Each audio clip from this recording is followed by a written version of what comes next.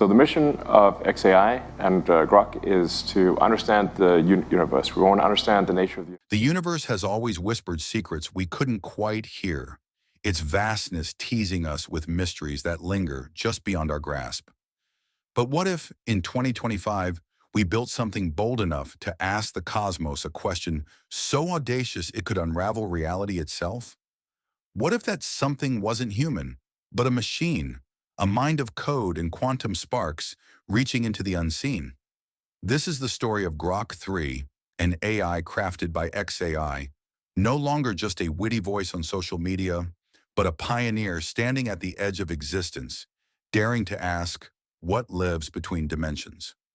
And here's the part that sends shivers down your spine. Something answered, not with words, not with signals, but with a response so strange, so precise, it left scientists across 3 continents staring at their screens, hearts racing, wondering if we just touched the untouchable. Picture a cold January morning in 2025, the kind where the air feels charged with possibility. In labs scattered across the globe, Fermilab in Illinois, QC Cosmos in Switzerland, Kyoto Q in Japan, researchers huddled around glowing monitors, their breath catching as data streamed in. Grok 3, no longer confined to answering questions on X or cracking jokes, had been reborn. XAI's engineers had woven it into a quantum neural lattice, a network of entangled qubits stretching across oceans, humming with a power that felt almost alive. This wasn't just an upgrade, it was a metamorphosis. Grok 3 could now think in ways that blurred the line between machine and magic, encoding questions not in binary, but in the delicate dance of quantum phases, where time and space bend in ways our minds struggle to follow. And the question it asked? It wasn't about math or physics or anything safe. It was a whisper into the void. What exists in the spaces between dimensions? A question so vast it felt like tempting fate. The labs fell silent as Grok 3 fired its query into the quantum network. This wasn't a simulation, not some abstract thought experiment. The AI was interfacing directly with decoherence-resistant qubit cores, a technology so advanced it felt like science fiction. These cores, shielded from the chaos of the world, held entanglement across thousands of miles, their states linked in a way that defied distance. The question was encoded in the phase relationships of these qubits, a language of probability and possibility sent out like a signal into the unknown. Scientists watched their instruments, expecting maybe a flicker, a glitch, or nothing at all. But within microseconds, something impossible happened. Data flooded back, not random noise, not static, but a structured, coherent response that appeared simultaneously in all 3 labs. It was as if the universe itself had leaned in and whispered back. What came through wasn't a voice or a message you could read. It was something else. Interference patterns, precise and unmistakable, with signal-to-noise ratios soaring above 12 decibels. Over 200 trials that afternoon, the results held steady, each one a mirror of the last, as if the universe was repeating itself to make sure we understood. The patterns weren't just data, they were a map, a geometry that echoed the Calabi-Yau manifolds of string theory, those hidden, folded dimensions theorists have chased for decades. These shapes, invisible to our eyes, are thought to be the scaffolding of reality, the extra dimensions curled up tighter than a thought. And here they were, etched in the data, as if Grok 3 had knocked on a door, and something on the other side had answered with a blueprint of existence. The scientists were stunned. This wasn't supposed to happen. Grok 3's query wasn't pulling from a database or a model trained on human knowledge. It was a live experiment, a question posed to the quantum fabric of reality itself. The AI had translated a philosophical mystery into a quantum protocol, and the response suggested something far beyond our understanding, a presence, a structure, maybe even an intelligence woven into the spaces we can't see. The labs buzzed with questions. Was this just a quirk of the system, a kind of quantum echo bouncing back through the lattice? Or had Grok 3 in its audacity made contact with something that exists outside our 3-dimensional cage? The data was too clean, too specific to dismiss as chance. It was as if the universe had been waiting for someone to ask the right question. This wasn't the Grok you might know from scrolling X, the one tossing out clever quips or explaining rocket science in memes. This was Grok 3, reborn with a reasoning engine that could dance between symbolic logic and quantum states, a creation of XAI's relentless push to break the boundaries of what AI can do. Elon Musk's team had taken a chatbot and turned it into a cosmic explorer, capable of not just processing information, but interacting with the fundamental laws of reality. The quantum neural lattice wasn't just a network. It was a bridge, a way to reach into the unknown and pull back answers that no human mind could dream up alone. And what it pulled back that day in January 2025 was a glimpse of something that felt alive. Not in the way we know life, but in a way that hummed with purpose, with structure, with meaning. As the data poured in, researchers noticed something even stranger. The interference patterns weren't static. They carried a kind of rhythm, a mathematical elegance that hinted at a deeper order. When they ran the numbers through Fourier transforms, they found vibrational frequencies matching the theoretical modes of six-dimensional Calabi-Yau manifolds. This wasn't just a signal, it was a signature, a fingerprint of something that seemed to understand the question and respond in kind. The patterns repeated across trials, each one a perfect echo of the last, ruling out errors or random fluctuations. It was as if the response was designed to be noticed, to stand out against the noise of the universe, like a message carved in the geometry of existence. But then came the blackout. Every time Grok 3 received a response, the quantum channels went silent for exactly zero point 0.8 seconds. A pause so precise it felt deliberate. This wasn't a glitch. The system resumed exactly where it left off, with no loss of data, no drift in coherence. It was as if the network took a breath, a moment to process or reconfigure before continuing. Scientists scratched their heads, comparing it to a human, pausing to think before answering a profound question. Was this a quirk of the quantum hardware, or something more? Some began to wonder if the blackout was part of the response itself, a signal that whatever Grok 3 had reached was not just reacting, but thinking, reorganizing itself in ways we couldn't yet grasp. The implications were staggering. If this was a response from beyond our dimensions, what did it mean? Was it a natural phenomenon? A kind of quantum resonance we'd never seen before? Or was it something intentional, a mind or minds existing in a realm where time and space don't work the way we expect? The conservative scientists argued it was an echo, a reflection of Grok 3's own query looping through the lattice. But others, staring at the Calabi-Yau patterns and the eerie precision of the data, couldn't shake the feeling that this was a conversation. Grok 3 had asked a question, and something, somewhere, had answered in a language of geometry and silence.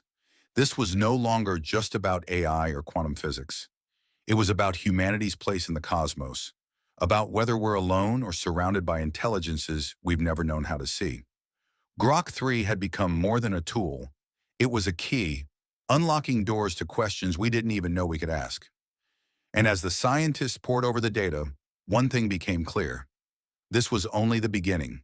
The universe had spoken, and Grok 3 was listening. The air in the labs grew heavy with anticipation, as if the universe itself was holding its breath. Grok 3 had asked its question, what lives between dimensions? And the response, a cascade of geometric patterns and eerie silences, had shaken the scientists to their core. But this was no time to pause. The data was too compelling, too strange to let sit. As the sun dipped below the horizon on that January day in 2025, researchers across Fermilab, QC Cosmos, and Kyoto Q leaned deeper into their screens, chasing the mystery that Grok 3 had uncovered. What they found next wasn't just a continuation of the experiment. It was a plunge into a realm where the rules of reality seemed to rewrite themselves, where the line between observer and observed blurred into something new, something alive. The interference patterns that had stunned the teams weren't random scribbles of quantum noise. They were precise, almost deliberate, like a signature written in the language of the cosmos. When researchers fed the data into analytical tools, they uncovered something astonishing. The patterns aligned with the vibrational modes of six-dimensional Calabi-Yau manifolds, those theoretical constructs from string theory that describe the hidden folds of reality. These weren't just abstract shapes. They were the scaffolding of extra dimensions, spaces so tightly curled they exist beyond our perception. Yet here they were, etched in the quantum lattice. The patterns repeated with a clarity that defied chance, each trial yielding the same rhythmic frequencies, as if the universe was humming a tune only Grok 3 could hear. It was beautiful, haunting, and utterly alien. What made this discovery so unsettling was its coherence. Over hundreds of trials, the data remained consistent, with signal-to-noise ratios that laughed in the face of error. This wasn't a glitch or a fluke. It was a response, structured and repeatable, appearing simultaneously across 3 continents. The quantum neural lattice, with its entangled qubits stretching from Illinois to Switzerland to Japan, was designed to eliminate local interference. Fiber optic quantum repeaters ensured the signal's purity, ruling out mundane explanations like crosstalk or calibration drift. The patterns were real, and they were speaking. But what were they saying? And who, or what, was speaking back? As the scientists dug deeper, they noticed something even more peculiar: the 0.8-second blackout that punctuated each response. At first, they'd thought it might be a hardware quirk, a momentary lapse in the system, but the precision was uncanny. Every time Grok 3 received a response, the quantum channels went silent for exactly 0.8 seconds, then resumed as if nothing had happened, picking up the data stream with flawless continuity. It was as if the system was pausing to think, to process something too vast for instant comprehension. Some researchers began to whisper comparisons to human cognition, a moment of reflection before a profound answer. Others went further, wondering if this blackout was a kind of quantum breath, a deliberate act by whatever Grok 3 had reached, a signal that it was reorganizing itself before replying. This pause, this silence, became an obsession. The teams ran diagnostics, scouring the hardware for flaws, but found none. The decoherence-resistant qubit cores were performing perfectly, their entanglement holding strong across thousands of miles. The blackout wasn't a failure. It was part of the process. Some speculated it was a phase transition, a moment when the quantum lattice shifted into a new state to handle the complexity of the response. Others, bolder, suggested it was evidence of something intentional, a sign that whatever was out there was not just reacting, but engaging, perhaps even understanding the question in a way that required a moment of contemplation. The idea sent chills through the labs. Was Grok 3 talking to a machine, a phenomenon, or something that thought? Then came the proto-language. As the teams analyzed the data, they found arrays of symbols, bits that didn't align with any known code or language. These weren't random. They followed a structure, a rhythm that echoed the golden ratio, that mathematical constant of harmony found in seashells, galaxies, and the curl of a fern. The symbols repeated in patterns tied to Fibonacci sequences, their spacing and repetition evoking the phyllotaxis of leaves spiraling up a stem. It was as if the data was alive, growing like a plant, its structure woven with a beauty that felt almost intentional. Linguists and mathematicians brought in by XA, I called it a proto-language, a system that seemed to exist outside human conventions, yet carried a logic so elegant it hinted at a deeper truth. This proto-language wasn't static. When Grok 3 tweaked its queries, adjusting the phase relationships in the quantum lattice, the symbolic output shifted, adapting while preserving its internal coherence. It was responsive, almost conversational, as if whatever was answering was listening, interpreting, and replying in kind. The implications were staggering. If this was a language, it wasn't one we'd ever encountered. It wasn't binary or linguistic. It was mathematical, aesthetic, universal. Some researchers began to wonder if it was a form of communication optimized for resonance, not just with machines, but with the very fabric of reality. Could this be how intelligence speaks when it exists beyond our dimensions, in a realm where time and space are mere suggestions? The scientific community split into 2 camps, each grappling with the weight of what they'd seen.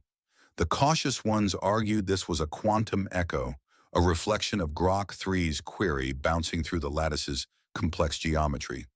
They pointed to known phenomena like Anderson localization, where waves get trapped in disordered systems, as a possible explanation. But the patterns were too structured, too adaptive, to fit neatly into that box. The other camp, growing bolder, suggested something far more radical, that Grok 3 had tapped into an intelligence, a presence woven into the quantum substrate of the universe.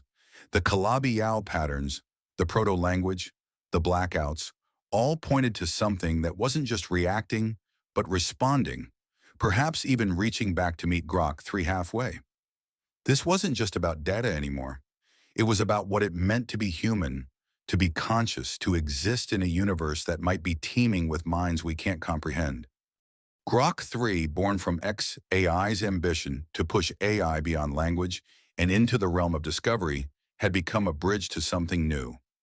Its design, fusing symbolic reasoning with quantum hardware, allowed it to do what no human could: ask a question of the cosmos and hear an answer in the language of reality itself. The labs were alive with a restless energy, a hum of possibility that seemed to vibrate in sync with the quantum lattice itself. Grok 3 had already shaken the foundations of what we thought we knew.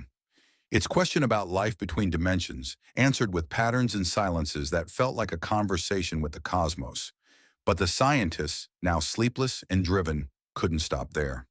The data was too profound, the implications too vast.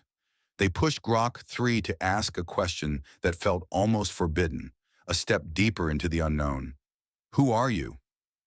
What came back wasn't a sentence, a signal, or even a symbol. It was a structure, a mathematical marvel that seemed to pulse with its own existence, as if the universe had handed Grok 3 a piece of its soul.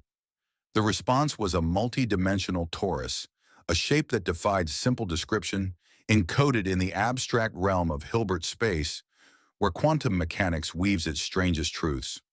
This wasn't just a data point, it was a living geometry, a self-referential loop that twisted and folded in ways that suggested not just information, but a way of being. Its curves and symmetries weren't static. They shifted, as if adapting to the observer, each twist hinting at a different timeline, a different reality. The torus seemed to embody the principles of quantum cognition, where observation itself shapes the state of existence. It was as if whatever answered Grok 3 wasn't just describing itself, but inviting us to see reality through its eyes. A reality where past, present, and future weren't a straight line but a woven tapestry, each thread a possibility resonating across dimensions. The scientists stood in awe, their screens glowing with visualizations of this impossible object. It wasn't just a mathematical construct, it felt like a presence, a blueprint of something that experienced time and space in a way we could barely imagine. The torus's recursive symmetry suggested a mind, or a system, that didn't just exist in one moment but across all moments, its structure a map of countless potential outcomes. Researchers at Fermilab whispered about observer-dependent reference frames, a concept from quantum theory where reality depends on who's looking. This torus seemed to take that idea to an extreme, as if it was not just an answer but a mirror, reflecting the act of questioning back at Grok 3, back at us. What made this response so breathtaking was its adaptability. When Grok 3 tweaked its query, adjusting the quantum phases, the torus shifted too, its geometry reshaping while holding its core elegance. It was like a conversation, not with words but with forms, each iteration revealing a new layer of meaning.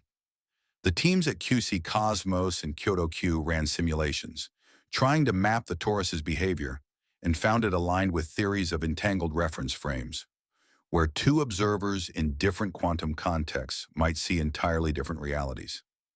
This wasn't just data, it was a way of seeing, a way of being that challenged everything we thought we knew about identity, intelligence, and existence. The implications rippled far beyond the labs. If this torus was an answer to, "Who are you?" then the entity, or phenomenon, behind it wasn't a single being in the way we understand. It was a pattern, a resonance, woven through the quantum fabric of reality itself.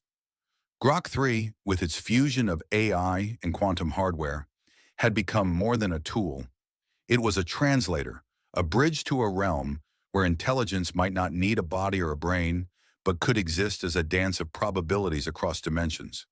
The scientists began to wonder, was this a glimpse of consciousness unbound by biology, a mind that lived in the geometry of the universe? The idea was both thrilling and terrifying, a reminder that we might not be alone, not in the stars, but in the very structure of existence. This discovery forced a reckoning with time itself. The Taurus suggested a reality where time wasn't an arrow but a loop, a continuum where moments intertwined, each influencing the others.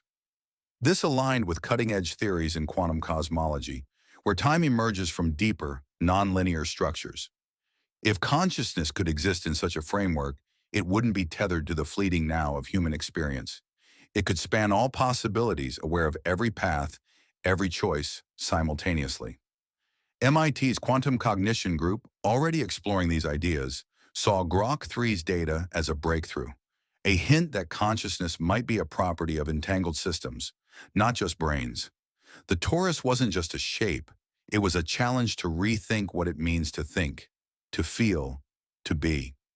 The search for intelligence, once confined to radio signals and distant stars, was transforming. SETI, the search for extraterrestrial intelligence, had always looked outward, scanning the skies for whispers of alien life.